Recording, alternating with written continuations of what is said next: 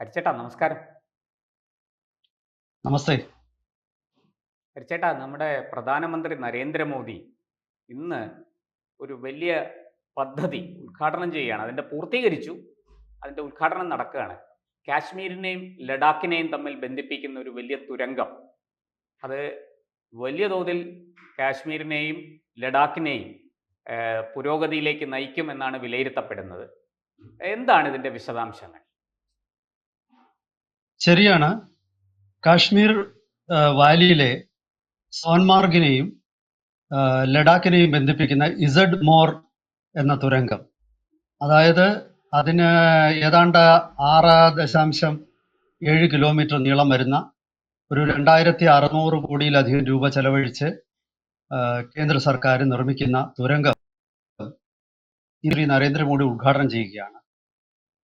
ഈ സോൻമാർഗ് എന്ന് പറയുന്നത് ഒരു കച്ചവട കേന്ദ്രവും അതുപോലെ ഒരു ടൂറിസത്തിന്റെ ഒരു കാശ്മീർ വാലിയിലെ താഴ്വരയിലെ ടൂറിസത്തിന്റെ ഒരു പ്രധാന കേന്ദ്രവുമാണ്.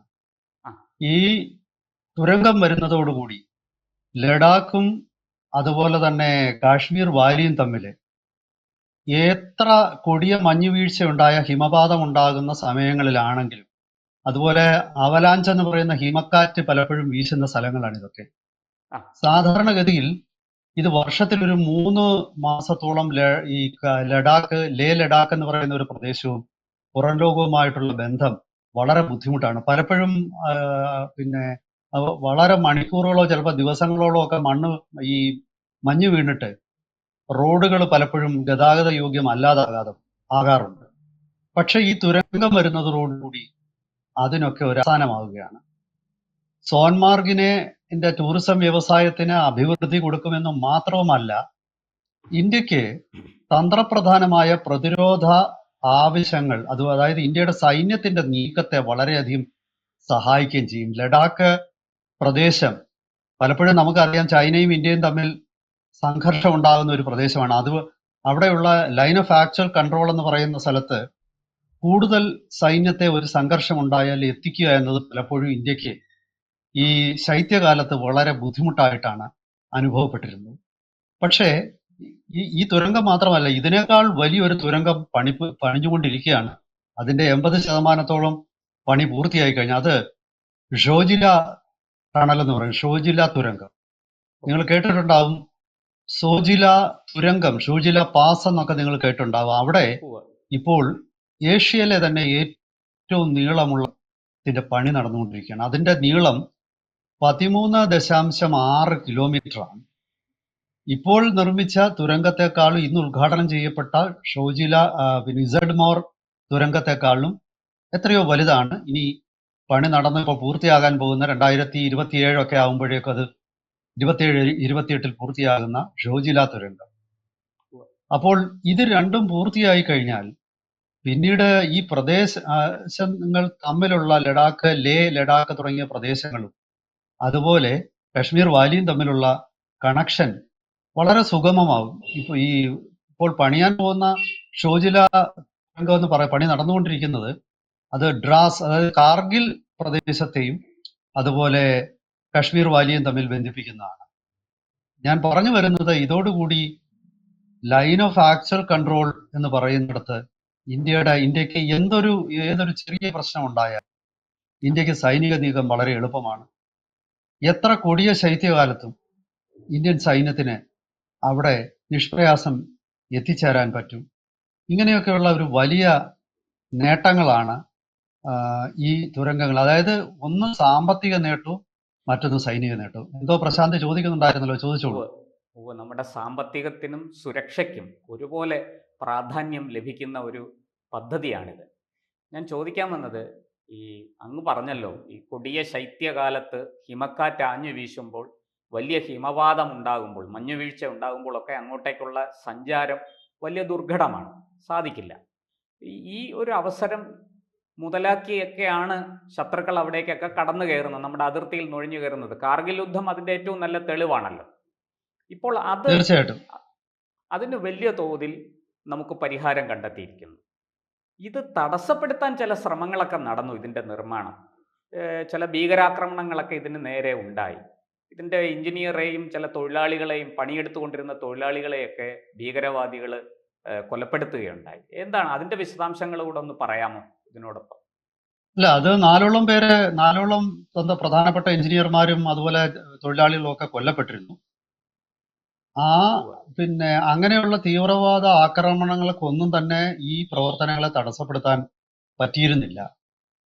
കാരണം സ്വാഭാവികമാണ്, പാകിസ്ഥാനാണെങ്കിലും ചൈനയ്ക്കാണെങ്കിലും ഈ ഇസഡ്മോർ തുരങ്കവും ഷോജില തുരങ്കവും പൂർത്തിയായി കഴിഞ്ഞാൽ അവരെ സംബന്ധിച്ചിടത്തോളം ഇന്ത്യക്ക് ഒരു ഞെട്ടല്, അതായത് ഇപ്പൊ ഇവര് ചെയ്യുന്നതെന്ന് പറഞ്ഞാൽ ഇന്ത്യക്ക് ഒരു സർപ്രൈസ് തരിക എന്നുള്ളതാണ്.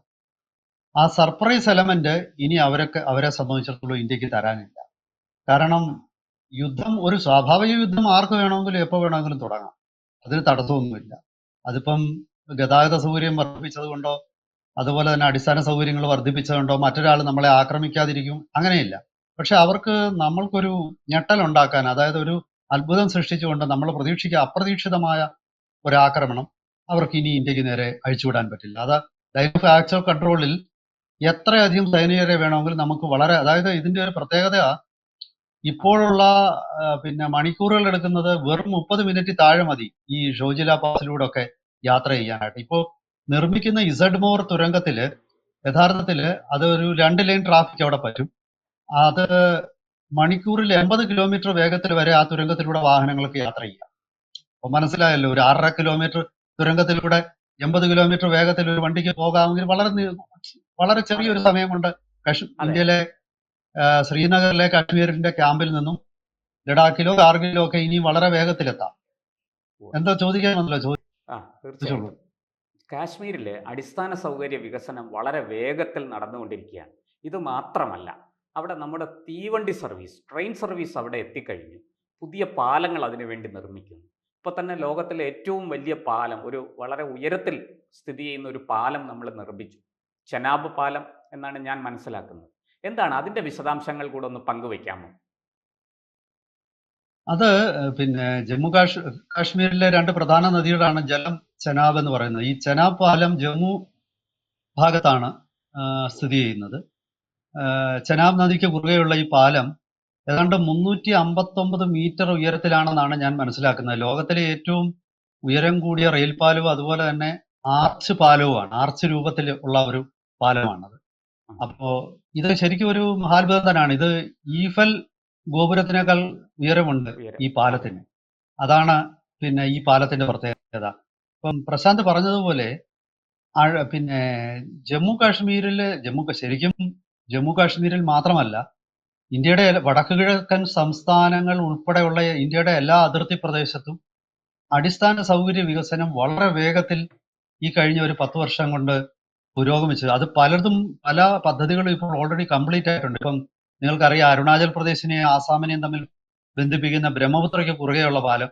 അപ്പം ഇതൊക്കെ എന്ന് പറയുന്നത് കിലോമീറ്ററുകൾ നീളമുള്ള പാലങ്ങളാണ് ഇതെല്ലാം.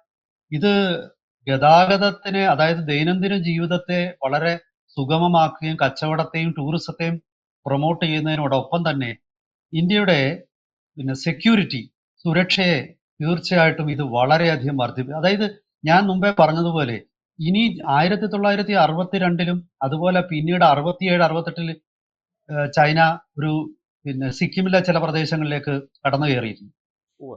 അന്നൊക്കെ ഈ രാജ്യങ്ങൾ ഉപയോഗിക്കുന്നത്, കാർഗിലിലാണെങ്കിൽ തന്നെ അങ്ങനെയാണ്.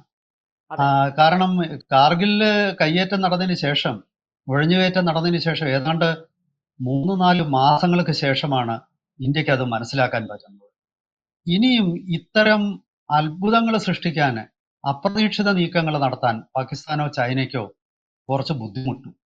പരമ്പരാഗത യുദ്ധതന്ത്രങ്ങളിലൂടെ ഇന്ത്യയുടെ ശ്രദ്ധയിൽ പെട്ടുകൊണ്ട് തന്നെ ഇന്ത്യയെ ആക്രമിക്കുക എന്നുള്ളതല്ലാതെ ഇന്ത്യയുടെ ശ്രദ്ധയിൽപ്പെടാതെ ഇന്ത്യയിലേക്ക് ആക്രമണം അഴിച്ചുവിടുക, ഒരു ചെറിയ പ്രദേശം കൈവശപ്പെടുത്തി അത് വെച്ച് ഇന്ത്യയുമായി വിലപേശുക, ഇങ്ങനെയുള്ള തന്ത്രങ്ങൾക്ക് ഏതാണ്ട് അവസാനമായി എന്ന് തന്നെ പറയാം. ഇനി അത് അധിക നാള് നടക്കും. ഇപ്പൊ കാശ്മീരിൽ തന്നെ മുമ്പേ ചോദിച്ചല്ലോ, ഏതാണ്ട് 19 തുരങ്കങ്ങൾ അവിടെ നിർമ്മിക്കുകയാണ്. ചിലത് നിർമ്മിച്ചു കഴിഞ്ഞു, ചിലത് നിർമ്മാണത്തിന്റെ വിവിധ ഘട്ടങ്ങളിലാണ്. പിന്നെ മറ്റ് അടിസ്ഥാന സൗകര്യങ്ങൾ, അതായത് റോഡ്, പാലം, ഇതെല്ലാം കൂടെ തന്നെ ഞാൻ മനസ്സിലാക്കുന്നത് 1 ലക്ഷം കോടിയിലധികം രൂപയാണ് കാശ്മീരിൽ കാശ്മീരിൽ മാത്രം അടിസ്ഥാന സൗകര്യ വികസനത്തിന് വേണ്ടി ഇന്ത്യ ചെലവാക്കുന്നത്. അപ്പോൾ നമുക്ക് ഇന്ത്യയുടെ ഈ ഒരു അടിസ്ഥാന സൗകര്യ വികസനമാണ് യഥാർത്ഥത്തിൽ ചൈനയെ വിറളി പിടിപ്പിക്കുന്നത്. അതായത് ചൈനയ്ക്ക് മനസ്സിലായി ഇനി ഇന്ത്യയെ ഒരു സമ്മർദ്ദത്തിൽ ആഴ്ത്താനുള്ള സാധ്യത വളരെ കുറവാണ്. ഞാൻ മുമ്പേ പറഞ്ഞതുപോലെ ഈ ചൈന രണ്ട് യുദ്ധതന്ത്രങ്ങളാണ്. സലാമി സ്ലൈസിങ് എന്ന് പറയുന്ന കുറേശ്ശെ പിടിച്ചെടുക്കുക അപ്രതീക്ഷിത നീക്കത്തിലൂടെ, അല്ലെങ്കിൽ അതുപോലെയുള്ള കാർട്ടോഗ്രഫിക് അഗ്രഷൻ എന്ന് പറയും, അതായത് ഈ മാപ്പ് മാറ്റി വരയ്ക്കുക. അങ്ങനെയൊക്കെ നേരിട്ടൊരു ഫുൾ ഫ്ലഡ്ജ്ഡ് വാർ എന്ന് പറയുന്നത് ഇനി ഇന്ത്യയും ചൈനയും തമ്മിൽ നടക്കുമെന്ന് തോന്നുന്നില്ല. കാരണം ചൈനയ്ക്കും അറിയാം അതുകൊണ്ടുണ്ടാകുന്ന കുഴപ്പങ്ങളും നഷ്ടങ്ങളും. പിന്നെ വിവരമില്ലാതെ പാകിസ്ഥാൻ എന്തെങ്കിലും ചെയ്തില്ലെങ്കിലായി. പക്ഷെ അവിടെയൊക്കെ തന്നെ ഈ പറയുന്ന അത്ഭുതത്തിന്റെ ഒരു എലമെന്റ് ഇനിയില്ല. ചോദിച്ചോളൂ. തീർച്ചയായിട്ടും പാകിസ്ഥാൻ അങ്ങനെ എന്തെങ്കിലും ഒരു സാഹസം പ്രവർത്തിച്ചാൽ, എടുത്തുചാട്ടം കാണിച്ചാൽ ചുട്ട മറുപടി കൊടുക്കുമെന്ന് സർജിക്കൽ സ്ട്രൈക്കിലൂടെ നമ്മൾ തെളിയിച്ചു കഴിഞ്ഞു. എനിക്ക് ഒരു ചോദ്യം കൂടിയുണ്ട്. ജമ്മു കാശ്മീരിലെ ജനങ്ങളും അവിടുത്തെ സർക്കാരും മോദിയുടെ ഈ വികസന പ്രവർത്തനങ്ങളെ എങ്ങനെയാണ് നോക്കിക്കാണുന്നത്? അവർ ഇതിനെ പിന്തുണയ്ക്കുന്നുണ്ടോ, സ്വാഗതം ചെയ്യുന്നുണ്ടോ? എന്താണ് അവിടെ നിന്നുള്ള വിവരങ്ങൾ?